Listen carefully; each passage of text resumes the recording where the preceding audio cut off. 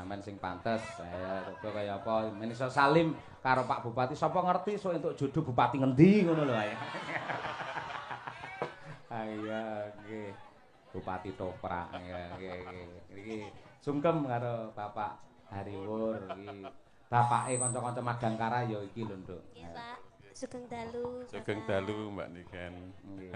Sugeng rawuh teng Madiun, mugi-mugi panjenengan remen ngibur masyarakat Madiun. Ngoten nggih Mbak Niken. Nggih. Nggih. Apa omong apa lho kan matur rumpung petuk karo Pak Bupati ngono lho apa? Lah kula ajre, Pak. Lah Pak Ajre ngopo? Nggih, mboten napa-napa. Pak, sangu, Pak. Kok langsungan ngono? Yo ngangge rambatan apa sih? Pripun Pak? Sehat nggih, Pak? Ngoten to Nggih. Nggih, pangestune nggih, Pak. Kula nyuwun pangestune berkah panjenengan. Mugi-mugi kula saged sukses kados panjenengan. Amin, barokah. Amin. Nggih, mugi-mugi jenengan panjang umure nggih, Pak. Amin. Mengke nek enten Oh, gampang niku, Pak. Nggih. Mengke nek enten acara napa-napa teng Madiun kula siap. Oh, nggih. Kalau sampun dipun ngendikane tanggal 31.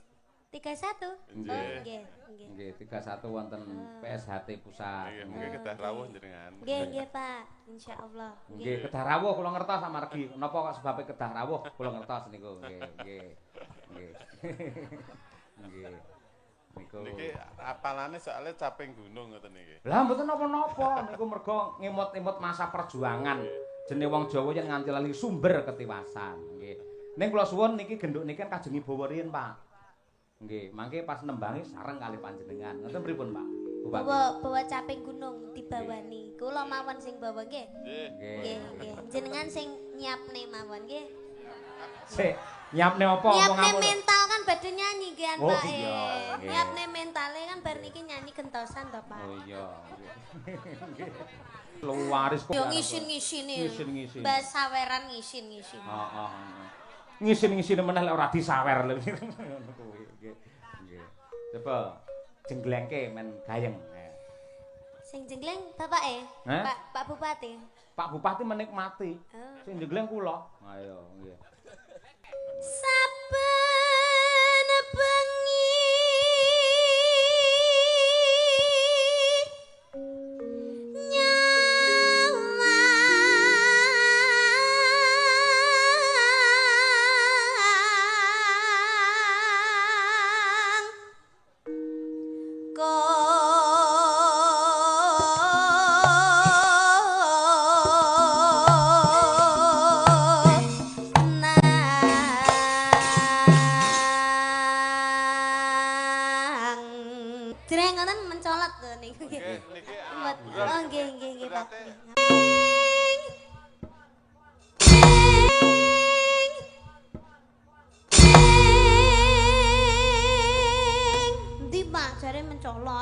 Oh iya wis balanono, daru tande, yo, daru tande, yo. Balanono, daru tande, yo, daru tande, yo.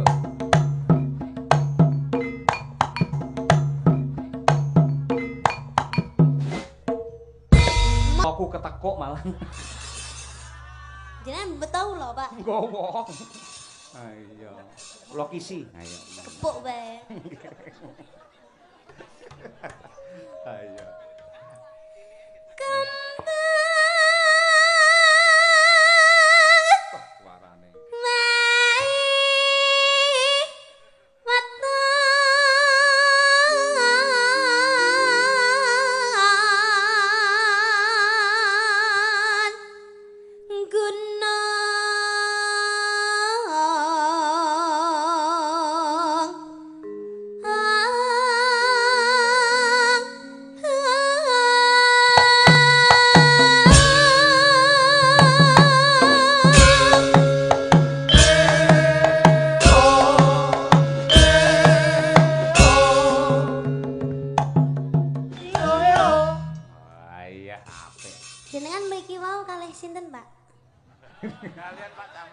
Kalih ibu mboten. Oh mboten nggih alhamdulillah. Nggih. Terus arep ngopo ngono kuwi? Nggih mboten napa-napa kan kesehatan, Pak. Malam-malam kan ibu-ibu kan tidak boleh keluar rumah aslinya. Si omong sapa? Lah ibu-ibu menteleng nang ngono lho doane. Ya kan hiburan, Pak. Nggih, hiburan. Ya nggih. Suarane bianter. Betul dompet to, Pak? Nggih. arahmu lho. Mboten kan maksudnya lek digawa bapake dhewe kan aman to, Pak. Amane piye? Nggih aman to dicekel dhewe mengko lek digawane karo sapa-sapa kan nggih samare ilang ceblok ngoten lho, Pak, maksud kuwi. Oh iya, nggih. Mboten ceblok nggih, Pak. Nggih. Niken lek kuwatir lho ora umum. Ngeten iki nggih perhatian lho, Pak. Peduli kula teng jenengan lho, Pak. Nggih. Nggih. Iya, niken bingung Pak Hari gur guyu kok. Ayo kowe. Ayo. Pacita.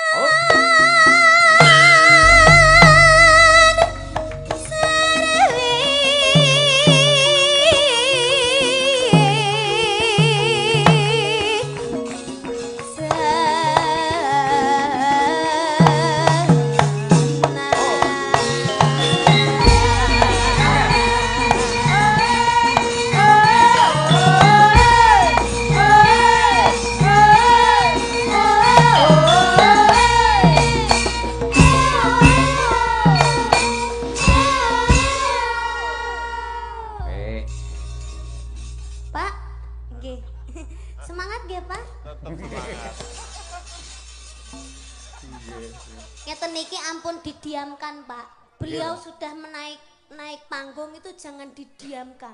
Oh, ngono ya. Harus dikasih pertanyaan apapun. Nggih. Pertanyaan ya pertanyaan lek arahmu ning dompet aku malah teratapan terus lho kan. Mboten, Pak, pun to, mboten ampun kuwatir, mboten. Aku ngerti karaktere Pak Bupati iki beda karo bupati liya-liyane. Nggih, Pak, kula niku nggih sadar lek Bapak Bupati Medion niki mesti loman.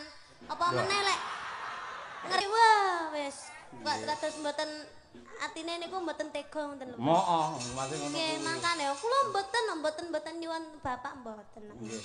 Kesadaran nggih, Pak, nggih.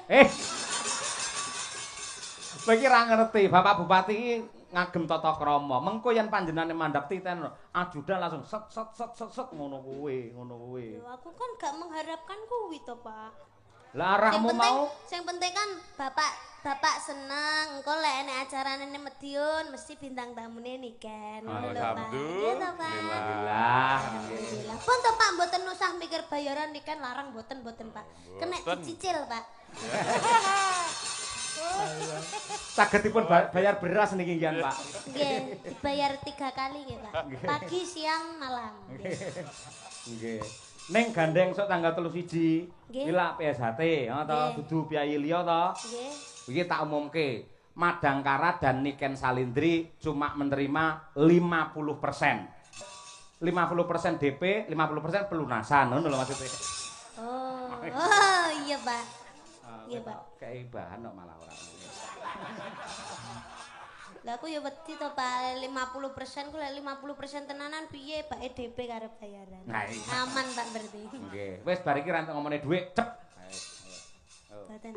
100 ngoten nggih Pak. Lah. Bagus.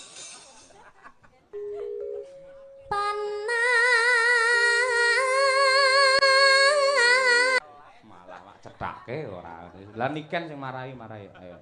Mbak Lia. Mangan sukun. Karo teri. Sedaya warga Medion mugi tambah rejeki. Allahumma amin. Nggih, yang kedua monggo Mbak Tri Hastuti. Sedap.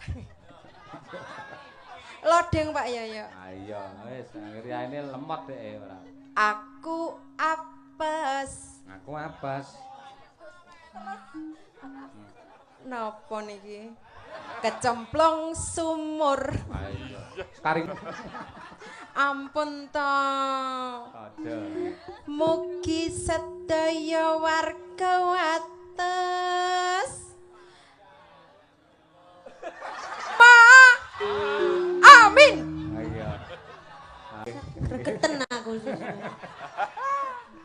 Bekasi. Ya. Mangan serabi.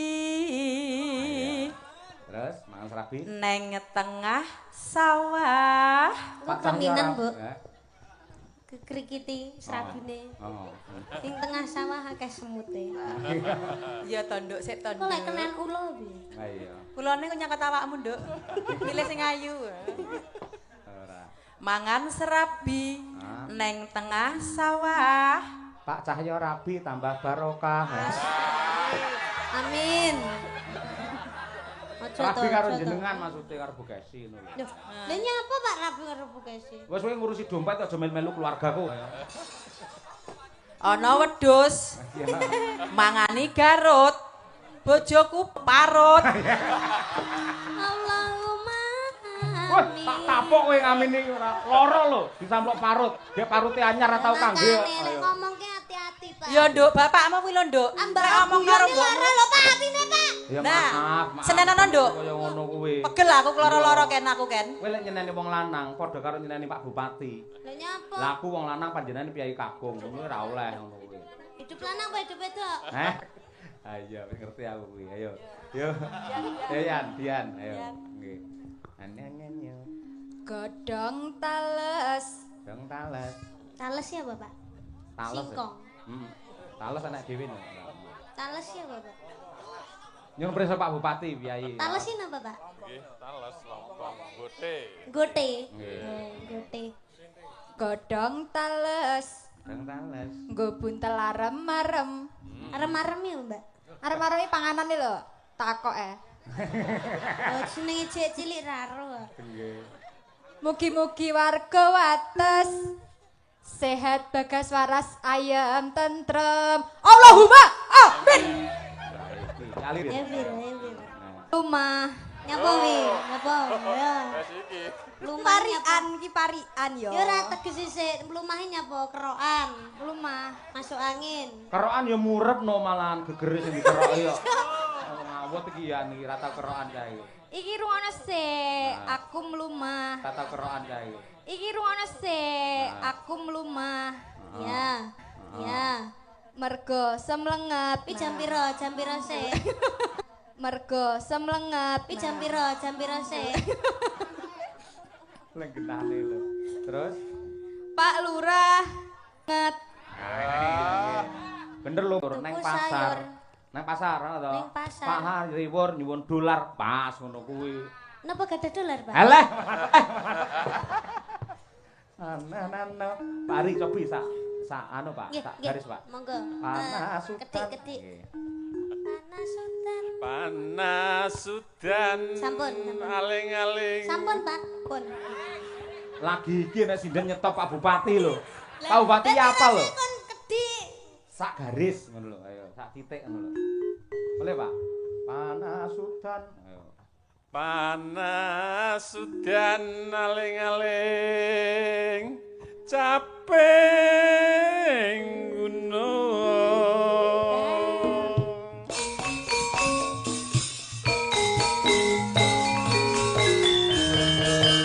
Oh. Jenengan niku budaya, Pak.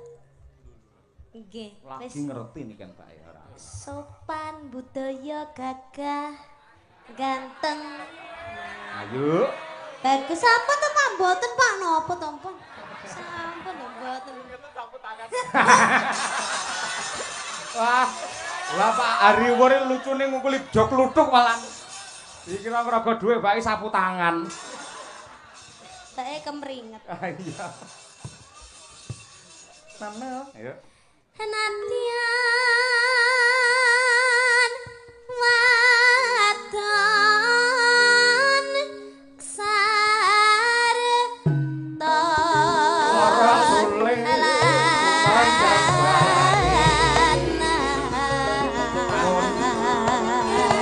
Mulon apa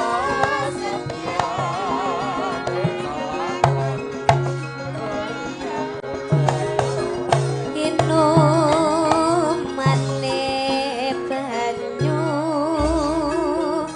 bening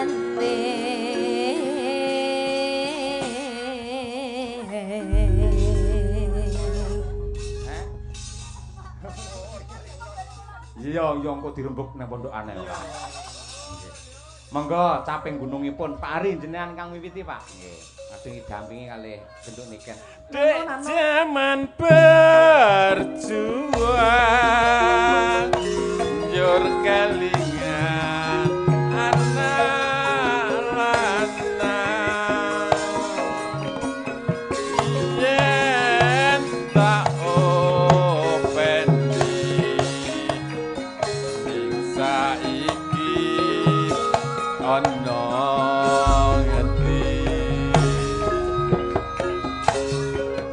jarene wis yen nate janji saiki opo lali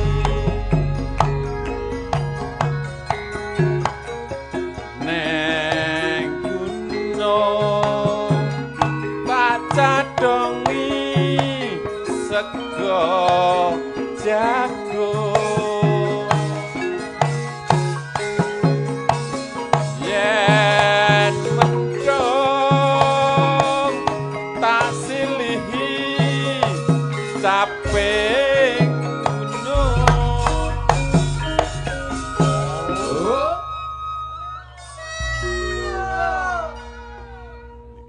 niki estu nikan emut daleme Kediri nek ngeten iki. Lah kok saged? Nah, nggih masa perjuangan ini kan mulai SD ngantos sakniki luar biasa. Pun terkenal teng pundi-pundi nggih Mbak Niken niki. Pangestune, Pak. Nggih, mugi-mugi barokah sedayanipun. Amin, ya rabbal alamin, nggih. Syukur bisa nyawa gunung desa dadi rejo. Irama seger.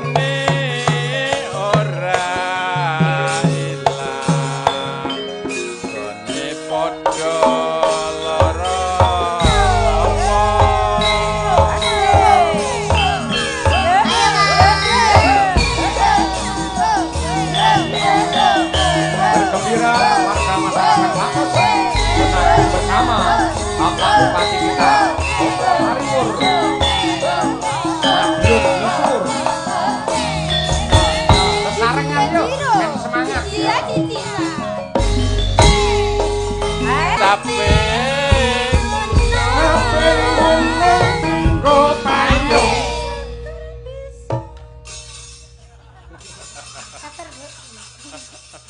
manut kali Pak Bupati, aja apalan. Pak Bupati yo ngersakne ambekan dhisik kok yo. mboten niki anu Pak Alek nggih luar biasa. Niki kan pun kelas 3 lah bangun Desa Kebon Agung niku jan luar biasa. Nggih. Ngantos kagungan lapangan niki nggih luar biasa. Nggih. Ini bentuk kepedulian Pak Kepala Desa dengan masyarakatnya. Rumiyin nek badhe dateng nggodang mriku niku mlebet lepen sakniki sampun wonten jembatan. Luar biasa. Tepuk tangan Pak Lurah. Elok, Alek nggih. Niku amargi sinergi kerjasama masyarakat kalian Pak Lurah dipun ayomi kalian Pak Bupati. Ngoten niku. Niki luar biasa. Nggih. Sing penting masyarakat Kebon Agung tetap guyub rukun ngaten nggih. Amin ya rabbal alamin nggih. Syukur bisa nyawa gunung desa dadi rejo ini ora ilang yone padha karo lopo. Pisan malih tepuk tangan kagem Bapak Bupati. Matur suwun Mas Ayo. Nggih ngapunten sanget nggih Pak menawi anggene guyon anak kula niki kliwat. Mboten napa-napa niki. Ngapunten Pak, pun to, sampun mboten. Pun kula tampani miki mawon pun to Pak, mboten Pak. Sampun to Pak. Alah. Sembah nuwun Pak Bupati ya. Pak. Nggih. War sungkem bengak-bengok ora. Atus-atus Pak nggih. Nggih. Nggih, sampun. Nggih, sampun Pak. Nggih. Nggih. Pak. Pak. Sampun nggih. Mboten kangen kalih kula, Pak. Lho bar bareng sakmono suwene iso kangen lho. Piye Pak Bupati sangat merakyat to? Sangat merakyat sekali ya, Be. Nggih. Terus saben-sabenen acara wayangan